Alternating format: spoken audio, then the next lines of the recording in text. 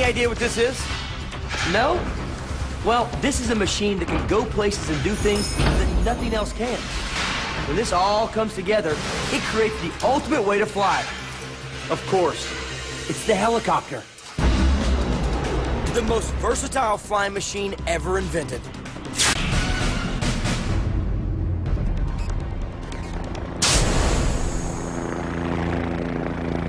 If you want the freedom of the skies, then this is the machine for you. But how does this remarkable piece of technology work? Well, I want to find out. From the people who build them to the people who fly them. To find out what makes this technology tick, I'm at Bell Helicopter in Fort Worth, Texas. Flying in that thing is amazing. But one of the most impressive things about a chopper is its ability to take off and land virtually anywhere. No need for runways. And this beast can hover with absolute precision. Think about it for a second. That's 1 ton just hanging in the air, and that's a small helicopter. I mean, how does it do that? Helicopter expert Nick Lapos is the man to tell me. The secret of a helicopter, of course, is the rotor. Right. And the rotor produces lift by moving the blade around the body of the aircraft so that as the blade moves, it has velocity to create lift. The air above the aircraft is drawn downwards through the blades. Close up, you can see the blades are like miniature airplane wings. The air on top moves faster than the air underneath. And this is what creates lift. But on their own, the main rotors aren't enough. The aircraft would react to the rotors and spin in the opposite direction. And that's where the tail rotor comes in. It counters the spin and gives stability. Finally, there's a powerful engine to drive them both. Now it's time for hands-on experience. So I'm at the Bell Training Academy in Fort Worth, Texas to learn to fly. Chief Flight Instructor Marty Wright is going to teach me the basics. Before Marty lets me loose on the real thing, he's booked some simulator time. This is my chance to learn how to control lift and turn the aircraft. You engage the start. Oh, I see blades turning. The blades are going to start turning. And we're shaking. And we're shaking, just like the aircraft would. It's time to take off. Yes, sir. For that, I need to understand the 3 main controls that maneuver the aircraft. So we're going to start slowly adding collective. Okay. First, the collective. It controls the angle of the main rotor blades and affects the amount of lift. Pull up, and the helicopter goes up. Push down, and the helicopter goes down. As we start coming up, we add a little left pedal. The pedals.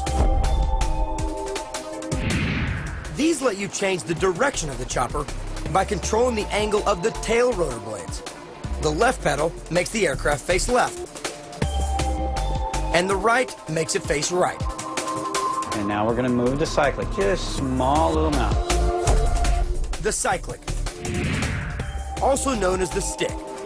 This adjusts the angle of the main rotor blades in a different way so the pilot can go forward, backward, right, or left. Keep your left pedal up. Relax, just...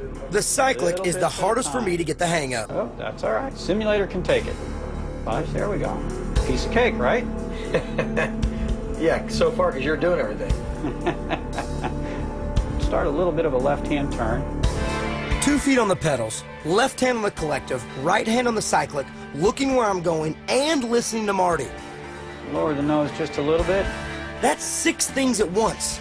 I haven't concentrated this hard since high school algebra, and I've still got to land the thing. Getting your pilot's license can take as long as 6 weeks. I wonder how my skills will stand up after just 1 day. All right, so this is it, huh? This is it. This is the real deal. No more simulator. No more simulator. You can actually die this time. All right, so hands on the controls, you can feel what's going on. Relax and let me move them. Okay. There we go, and we're up. Marty is in full control until we get to the training area. There we go. And then we'll taxi on out this way, and we climb on out here. Well, that was easy enough with you doing it.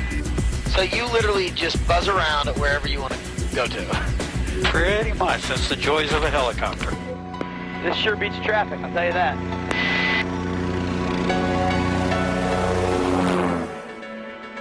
It feels a lot better Yeah, it does. than the actual aircraft. Marty, who's been flying for 26 years, shows me how it's done. You can do maneuvers like turning and sliding all at the same time. Total precision and coordination is needed to do tricks like these. Awesome. It's like you're dancing. Absolutely. All right, so we've seen other professionals do it, and this man can clearly do anything he wants with a helicopter. Now I'm going to give it a try and see if I can, well, if I can even get it off the ground. Marty, what do you think?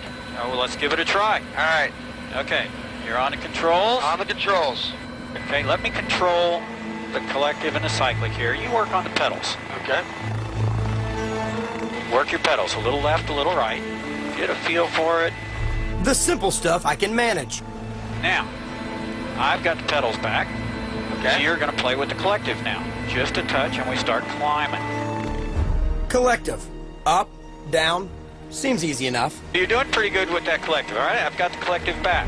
Okay. Now you're going to take the cyclic with your right hand. Okay. All right? Now, very small inputs. And you can see, there we go. Up, you're back. Okay, I have the controls. Okay. And we'll go back to center with it there. Let's try that again. All right, you have the cyclic. Back, no, left, right. There you go. Up, take it out. Take it out. You don't want it to move that far. Oh, you got it. Okay, yeah, that's Okay. whew, okay. This is tough. The cycling thing is very tough. I can see how quickly a helicopter can get out of control. Marty takes it up a notch. So now, let's try to add a couple of things together here. Okay? Yeah, because the cycling went so well. Put your feet on the pedals. All right, now, you ready for the whole ball of wax? No, hold on. Hold on. All right, here we go. It's all about this hand right here. This is cycling hand. You ready? I am ready. Okay, you have the controls. Huh? A little forward. Okay. Come on, bring it back. Okay. Fine. Happy medium. So let me guess, we're no longer in... I have the controls. I'm no good, Marty. I'm no good. I'm doing my best, but I'm not any good. Lesson over.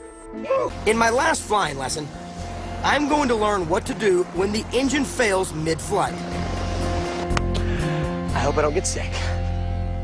Lynn Morgan, chief pilot, is going to take me through a procedure called auto-rotation.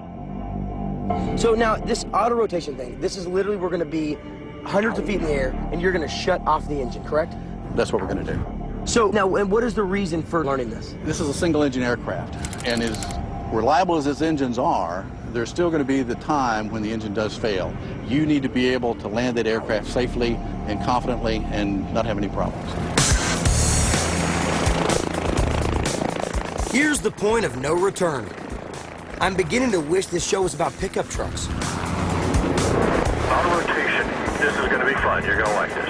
I'm ready. And the engine quit just like that. I'll lower the collective down. Okay. We fall at a stomach-churning 50 feet a second. With no engine power, the blades are now being driven just by the air rushing through them. About 50 feet, I go into a nice decel. A little bit of cushion. And landing. Yeah, a little more of a round run than I thought, but not too bad.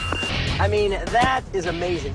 All right, so now I noticed right there before we actually hit the ground, you really pulled up on the helicopter, kind of like it went straight up. What's the reason for that? At about 50 feet off the ground, I brought the nose up, and that brings the rotor up into the airstream. It helps brake it and slow the aircraft down, and then you touch down gently. Now, what would have happened if you would have not done that? If you don't do that, you fall pretty rapid. Like a rock. Yeah. Awesome.